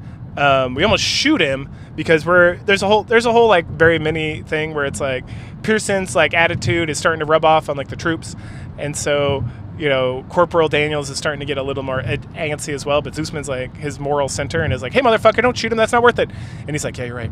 Anyway, so he punches him, and then Pearson comes up and punches him. Good enough. And then Daniel searches the body and finds some info about a bridge, the last bridge over the Rhine that they're trying to destroy. So we got to go capture that bridge and save it so that we can cross over the Rhine and get into Germany so we can kill more Germans. And so that's kind of where we're at this point. And so the next mission... What the fuck? So the next mission is called Ambush, and it's super fun because it contains two of my favorite things: shotguns or sneaking around and sniping people. Oh, it's so good. I love it. And the sniper rifle on this level is exquisite. So it's like, because sometimes they have these sniper rifles in these games, Call of Duty games specifically, where it's like, it's like crazy because you shoot somebody, unless you shoot them directly in the head, they like get the fuck back up. And I'm like, the caliber on some of these sniper rifles that I am tracking would blow a hole like blow an arm off. Like if it hits you in the shoulder or in the arm, like it's like no fucking joke. Like it may not be 50 cal, but we're talking like 3.7, 4.4. Like it's a pretty massive ammunition, and you're launching this thing, right? Like the power behind these rounds is pretty intense, because that's why they can shoot so far. Anyway. So the ambush is a great success, and we steal a bunch of trucks so we can invade the airbase and get the explosives. So we do that. We sneak in, blah, blah, blah. Things going well before we're in a tower, and we get blown out of the tower by a tank, and we get grabbed by the Krauts. Zussman's also grabbed by the Krauts, and so we're in trouble. And then they throw him in the back of a truck and drive off. And at this point, we've been like sniping and sneaking around and sniping, and like the whole platoon is like killing guys, and then we're like, yes. Prisoners of war were taken in World War II. This is retarded. We're literally, like, during the cutscene, you see people shooting at the people putting people in trucks. Like, these Germans are so intent on getting, like, laborers, that they are grabbing soldiers. Like, this is not just, like, tired, hungry Jews and Romani and socialists. This is, like, motherfucking prime level, strong, gun-toting, like angry as shit soldiers in the middle of a battle. This is not like you captured some troops and you won the battle. Like, we're still fighting. People are still getting killed all around, and these guys are like very casually picking dudes up, like processing prisoners and putting them in the back of a truck. Like, what the fuck? And then we try to fight them, and they like insist. And like, I'm like, what the fuck? Like, the most unrealistic thing about this game is this whole sequence, and it's retarded too, because the whole thing, the payoff at the end is like concentration camp, and then like Zussman gets like rescued. Spoiler alert. Zussman gets rescued at the very end of the game anyway, so he doesn't even get put into he gets put in a concentration camp, but we save him before he can die, right? He's like one of like the 2 people that survived this concentration camp. Like the whole, again, it goes back to like the writing in this game is incompetent, like at the highest level. And I cannot believe, I guess I could, because some people can be very good at writing certain things and very bad or rushed at writing other things, or they can get a lot of editorial oversight on things, and those editors can be retarded, while at other things they cannot. And what I'm speaking to is what I keep bringing up, is that the individual character writing, the relationship between the characters, the development of the characters within the story is excellent. The overarching narrative, like this whole fucking scene, it's not like, hey, me and Zussman went out and we were sniping by ourselves and then we got captured. Like, I literally get rescued by somebody. Like, and Zusman just, nope, we have to put this guy in the back of a truck. We're not going to defend ourselves. We're not going to fight back. No one's going to get out. We have to. It's so important. It's so essential. In the middle of a fucking, like, raid on this airbase, this pivotal airbase with pivotal explosives that they have to stop the bridge so the Americans can't get across the Rhine, we have to capture prisoners of war. Right now. That is the most important thing we do. Like, get the fuck out of here. It is the most immersion-breaking, god-awful writing I have seen in a long time. Like, I was like, the fuck is this?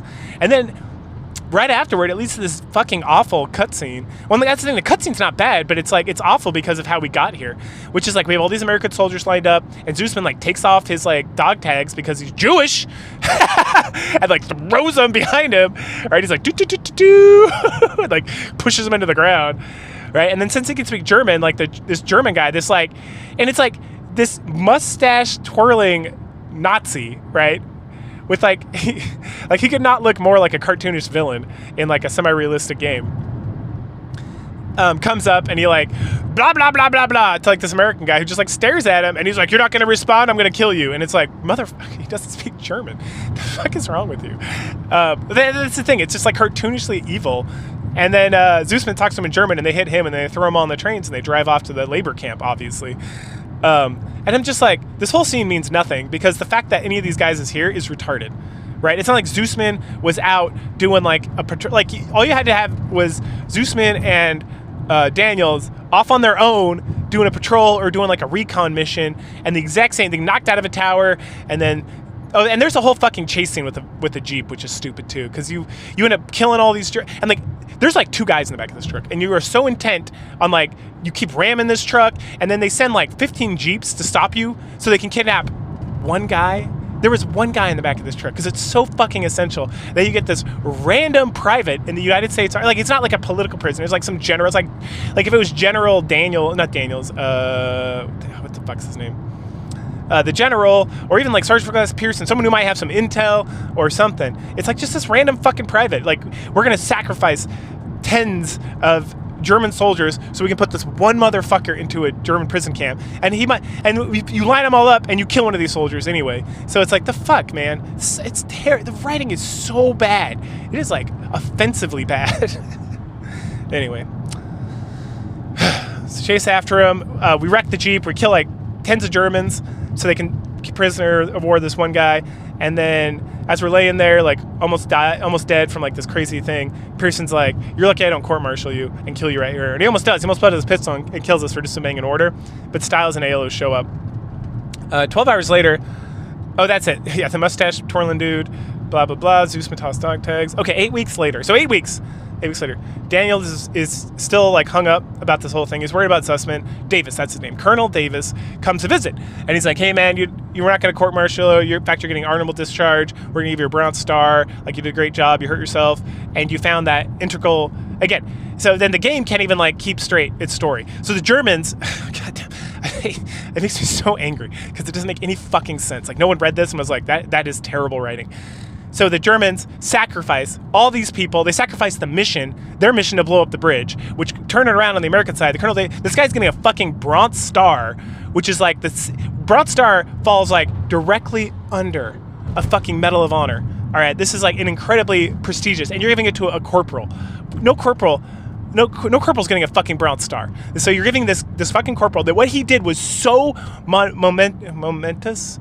So monumentous. Was so monumentous to the war effort that the American army is giving a corporal who literally disobeyed orders and should be court-martialed. They're reversing that, and they're giving him a Bronze Star because him just finding the information out about this explosives catch and saving that bridge was so important to the war effort that he is American fucking hero. Honorable discharge, Bronze Star with valor, all that bullshit. On the German side, nope. We need to capture and fuck those explosives. Fuck stopping the Americans from crossing the bridge. Fuck any of that. We need to lose tons, like 20 soldiers in an effort to kidnap one fucking private. Why? Fuck because the story needs it to happen. Fuck you, game. So retarded. Anyway, and then we get like a bizarre dream sequence, which is not nearly as bad. Like, it's fine. Where Daniels has like a a recollection of what could happen. He's going to go home. He's going to see his brother Paul, which is weird because of stuff we learn later. And he's going to be with his girl, raise his baby, and he's going to be out hunting with his brother. And his brother's going to be like, "You did the right thing. You made the right choice." Or what does he say? Paul says some weird shit about facing fear and going home a hero. Then we go back to out of the dream, like the lucid dream. And Daniels is like, "I'm not going back. I can't abandon Sussman.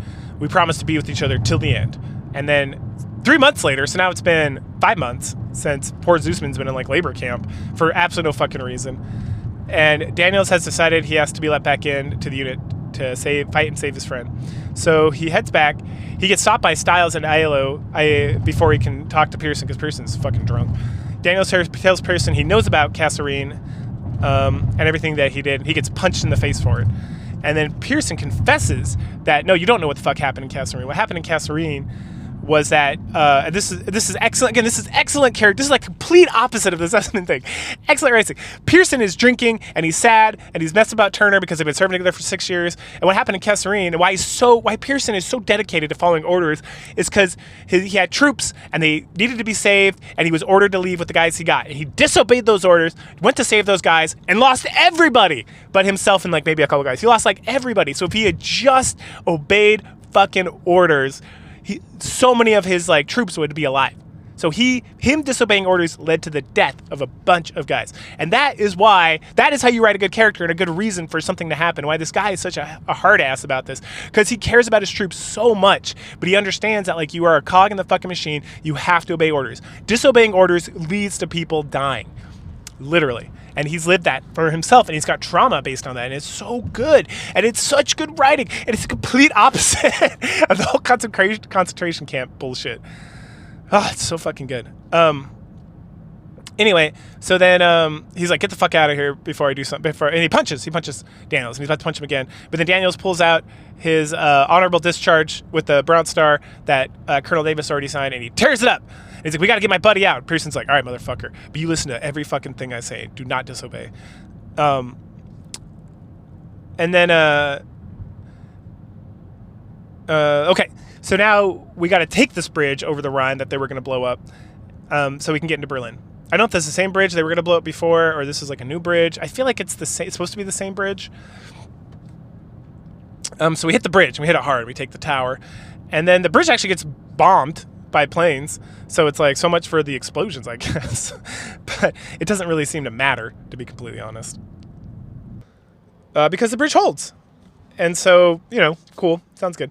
We eventually get across, secure the bridge, and then we get some guns. We can take some planes out. Fun stuff always. And then at that point, we get a report about prison camps in the area. And it's like, all right, we got to go find Zussman and liberate them. So a few weeks go by, and sadly, we don't find him yet. But eventually, we find this like small put-away labor camp. We go there. It's super sad. Styles takes pictures of it. And yeah, this is, again, it's like, this would mean so much more if there was actually, like, I would have rather just been like, there's prison camps. We got to go liberate people. And we just walk through like an empty prison camp and see stuff and we take pictures. And it's just sad. The whole introduction of like Zussman to this scenario makes it worse because him being here doesn't make any fucking sense. And then him surviving when everyone else is dead also doesn't make any sense. And then that mustache twirling bad guy, Metz, who has a name and he's like the center of that whole cutscene, does not come up again. Like, the fuck? And I looked, because I was like, well, maybe it comes up in Vanguard, which is kind of like a pseudo-sequel to this, because it takes place within the same timeline or whatever. And nope, doesn't come up. It's not there either. So it's just, it was like, whoever inserted this bullshit storyline needs to be fired and never hired again by anybody. Or needs, like, to really be, like, ostracized and think about the terrible bullshit they're doing. So we find some footprints leading out, and it's like, oh, Zussman could still be alive, which makes no sense, but whatever. So he rushes, and then he recalls his brother getting bit by the wolf, and we go back, and yep, the whole time we're having flashbacks or seeing our brother. He's been dead. He died from the wolf. The wolf bit him up pretty good. We didn't shoot the wolf. He killed the wolf, so the wolf wouldn't kill us, and then he dies, like, walking away. And then he feels really sad about it, and that's, again, it's kind of cliche, but at the same time, this is another situation where within this stupid bullshit story about Zussman, who I like Zussman, and he's got a good character, but this like specific part with the concentration camp, Daniels is written very well here too, because it's like, why is he so hung up on rescuing Zeusman? Why is he so hung up on some of this stuff? Why does he keep remembering his brother? Because he feels like he's the reason why his brother's dead, because he kind of is, because he was a bitch and he didn't shoot the wolf, and then he abandoned his brother and his brother died, so he cannot abandon Zeusman. Like, it means so much to like his core identity, because he's carrying trauma and Pearson's carrying trauma, and it's so well written, and the contrast between the two, and then like what happened with Turner, and we don't get too much in with like the other guys, but the other guys are cool, and they got like interesting little, they have character, and they're written as characters that have their own personalities that don't deviate. So again, the character writing, and that includes like Howard and Davis. The writing in this is superb, only when it comes to the character development and character tragedy and stuff. The plot and like the contrivances and just the military stuff generally is such dog shit. It's so awful. Like, literally, you could have just got some like teenager to like read this, and they'd be like, I don't fucking understand why this is happening.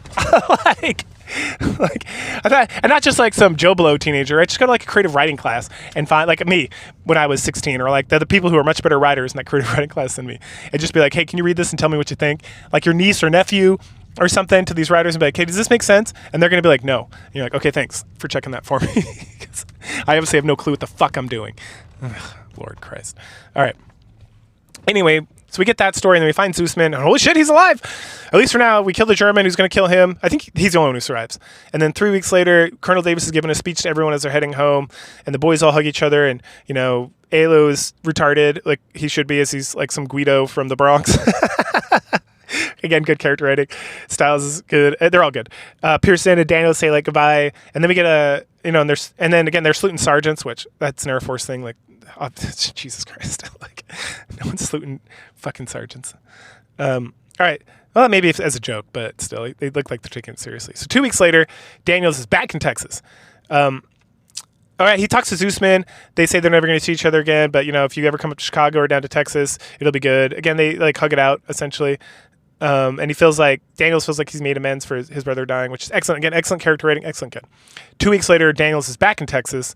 He puts the Bronze Star in his brother's grave and then walks off with his girl, who's now his wife, I'm supposing, because it's Texas in the 50s or 40s, and then the baby, the end. Anyway, so the real question is the game worth playing? And I would say yes. If you have not played it, the character development, writing, the representation of how American troops act during World War II in that era, I feel like it's pretty well earned. Now, is it like Band of Brothers level? No. But Band of Brothers is also like, I don't know. It's like 24 hours of watch time. I think this game took me about 6 hours to get through. And you get like a nice, concise, story's bad, but you get nice, concise characters, or character development, right? Like they all have good stories. They all make sense. They all grow and develop. They all have interesting personalities and interesting ways they interact with the world and whatnot. Like Daniels and crew, including Pearson and Turner, excellent. Just excellent all across the board. Anything outside that, like when it comes to story and stuff, meh. How's the gameplay? Well, it's a Call of Duty game. It takes place in World War II. I would say I've never played Vanguard, and I will not, and we'll talk about that in a second. But it's better than World at War. It's better than the original games. I remember liking that Battlefield 1, I want to say, about World War I. I like better, but again, that's a World War I, and so the weapons are different. But I feel like the Battlefield games, I can't say all of them because I haven't played Battlefield games in a while, but I'd say generally the Battlefield games I've played, which I think Battlefield 1 is literally the last Battlefield game I played. So that came out like 10 years, I don't know, a while ago. I think I played it on Xbox One, so not that long ago, but maybe 10 years. Anyway, I feel like they play better, to be completely honest. Like I just feel like they feel better. I feel like the kickback for you and the kind of just the detail into like the gunplay and everything is just better across the board. Well, Call of Duty tends to be Call of Duty. It's almost like the McDonald's first-person shooters, where it's like I know playing a Call of Duty game, I know what I'm gonna get, and I get it, and I'm satisfied with that. Now, occasionally on the story, and that's multiplayer as far as I'm concerned. I've never played Warzone. I can't speak of that. I'm not really into the zombies thing, so I can't speak on that. So this is purely just about playing the game. So the story is really what carries it, and the World War II story is kind of terrible, and but parts of it are fine. And really, when the story focuses on the individual characters, their individual struggles, their development, their stuff, it's excellent. So if you haven't played it and you watch Band of Brothers and you want like some more of that, I would say if you get it on like Game Pass for free, which I think it is on Game Pass for free, then yeah, it'll like satisfy that. You just gotta like close your eyes and ears when it comes to a lot of like the bullshit story and just the contrivances, just the god awful contrivances, as well as the just lack of ability to understand how the United States military functioned or functions at all, which is kind of embarrassing as far as I'm concerned. Like this is not me making a Call of Duty game, I'm making a World War II game out of my backyard. This is like fucking Activision making the #1 first-person shooter in the world, as Jimmy Dore says. So it's just kind of like, get your shit together, Activision. What the fuck? Like, pay a consultant. All right. So that's my take generally on World War II. It was fine. Out of all the Call of Duty games, I would probably never come back and play it again. I played this before, and playing through it again was not terrible, mostly because I had forgotten most of the story. I just remember the characters, and that is all you really need to remember. And there's a reason why, because the characters are well-developed, they're interesting, and they have good stuff going on. While the story is shit, I'm trying to think of a better way to say it. It's so bad that it's really not worth dwelling on anymore than my rants during this video. So now, what's the deal with Vanguard, right? What's the deal? What is that Encanto? What's the deal about? It's not what's the deal. It's why don't we talk about what's his face? Anyway, that's how I feel about Vanguard. So Vanguard, I would have played. I don't care how bad something is. If I can find it for free, then I will suffer through it for the sake of my art, which is me suffering through these games, to be completely honest, because there's other things I'd rather play, but I got an itch for it, so I guess it's a choice, the choice I'm making. But Vanguard is $60, and I will not pay for that, and there is no crack for it for some reason. I don't know why the cracking community just gave up on this game, probably because it's shit, and that tells me more than anything. Like, I've read reviews, I've seen the back and forth, different groups of people hating it or not hating it or defending it for, like, being woke or not being historically accurate, which it's a Call of Duty game. Get over it on that, I have to say. Like, you're looking for historical accuracy in a Call of Duty game. Get the fuck out of here. But all that is like, whatever. I mean, I'm not saying they're wrong, but what I am saying is that if hackers don't even have enough interest or modders to make this game available for free, I'm not playing it. Like, if it was on Game Pass, I would still suffer through, or if my buddy who I share an account with had bought it at some point. But that's the thing, he buys a lot of shit, and he didn't buy this either. So, like, this game was so bad, my buddy wouldn't buy it, who has, like, unlimited money and just, like, buys random shit all the time. Like, games that are so bad, like if he had a PlayStation 5, he would have probably bought Concord just because, right? Like, this dude bought, like, prepaid for, like, Diablo 4, played it for a month, and hasn't touched it since, for example. And when I ask about it, he's like, it's okay. Like, and he buys every Call of Duty game, like, before they even come out. So, like, he didn't buy Vanguard? Like, get the fuck out of here. That game must be terrible. Like, I can't even imagine how bad this game is. Hackers don't want to touch it. This guy with, like, unlimited funds who buys everything doesn't want to touch it. Like, why the fuck would I go out of my way to spend $60 fucking to buy this game that is clearly shit? Anyway, but I wanted to bring it in. So we're going to talk about it now because there is some relation to things. So this is all based on the Wikia, like the Call of Duty Wikia, and I think ScreenRant.com had an article about the ending, and I think those are my sources. So you can go look there if you really want. Screen Rant is terrible, but I'm going to source them because I'm not an asshole, and I did use them. And the website wasn't super great, but it had, like, quotes from the game, which I appreciate. Okay. So Vanguard takes place during World War II. Technically, it happens after World War II. It takes place after this. Technically at the same time. It involves, like, 4 characters, like a female Russian sniper, this SOE guy, or Special Forces British captain or leader, like an Australian guy, and then, like, an American guy. And the way the game works is that they're all a part of this multinational task force called Task Force 1. And that's the precursor to Shepard, who we'll get to him when we get to the Modern Warfare games. Shepard's Task Force 141, which is a main component starting at least in Modern Warfare 2, the old one. I haven't played the new ones, so I don't know if it comes up earlier. But so this is kind of where this gets initiated, is in this game. And this game takes place in, like, the end of World War II, but then we get flashbacks. So we have the 4 characters, and they're all together in a task force looking for Project Phoenix. And Project Phoenix is related directly to, let's see if I wrote it down, the whole mess that is the zombies storyline. Because yes, the zombies have their own separate storyline. I didn't think I wrote it down, but more importantly, because I'm not gonna play this game to talk about it. But more importantly, to our playthrough, to our like Black Ops timeline story time kind of project that I'm working on, is Project Nova. So Project Nova is this gas attack that plays a predominant role in later on. I don't want to spoil it too much till we get there. But in one of the for the Black Ops timeline, the main Black Ops timeline, Project Nova is like a really big deal. And so as you know, get the backstory for all these guys, and they get little back, flashback stories. So there's like 4 parts of the campaign, and then there's like they all come together and they're attacking. I'm trying to remember what the name is, Heinrich or something. Who's this? These German guys who are in charge of this Project Phoenix / Project Nova / the Zombies project, which is something else. And so they find all this stuff out, and then they find out that they kind of disrupt Project Nova, but then they find out that there's German sleeper agents all over like the world, getting ready to like set off these gas attacks, which will like kill lots of people. And then I guess at the end of Vanguard, they all get captured, as if there's going to be a sequel. And then there has yet to be a sequel directly to that, unless Black Ops 6 is that sequel. And like the articles I was reading just didn't incorporate that, which could be the case. But yep, that's Vanguard. So anyway, don't play it, is my understanding. Because again, if hackers won't touch it, hackers will touch anything. They had the entire Acolyte series like on the web, like as it was showing up on Disney Plus, and that is shit. And everyone agreed that was shit. Like everyone across the board agrees that's shit. And there it was.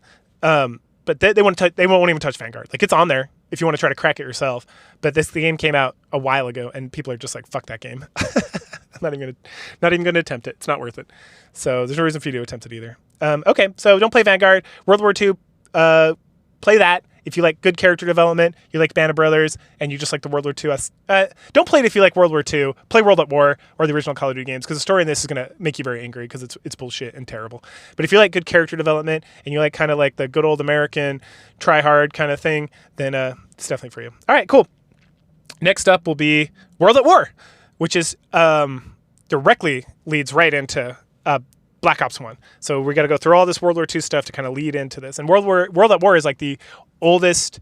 It's not chronologically the oldest technically. It's the last like the World War II games that are related to the Black Ops timeline. But it's like the oldest game that was made because it came out right after Modern Warfare. So God, I don't even know. It's like 2007 or earlier. Anyway, cool. Go ahead, like, share, subscribe, and I will catch y'all later.